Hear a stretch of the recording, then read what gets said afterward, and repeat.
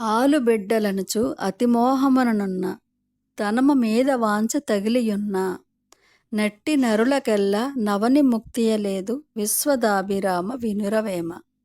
తాత్పర్యము: భార్యపైన బిడ్డలపైన వ్యామోహము, మరి ధనముపై ఆశ ఉన్న వారందరికీ కూడా మోక్షము లభించదు. మరి అతి సర్వత్ర వర్జయేత్, అతి అనేదే మోహము. జీవితంలో ఏ ఒక్కదానిపై ఎక్కువ శ్రద్ధ, ఎక్కువ మొక్క చూపించినా మిగతావన్నీ చూసుకోవడానికి సమయము, శక్తి ఎక్కడ ఉంటాయి? ధనము మీద తీవ్ర వాంఛ ఉండరాదు. అందుకే ఆదిశంకరాచార్యులు చెప్పారు, అర్థం అనర్థం భావయ నిత్యము.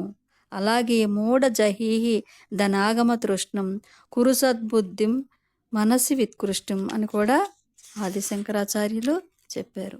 సంసారం ఉండతీరాలి. సంసారము అద్భుతమైనది, అయితే నిర్వాణము అంతకన్నా అద్భుతమైనది. ఈ రెండింటినీ కూడా మనము సమన్వయ పరుచుకోవాలి.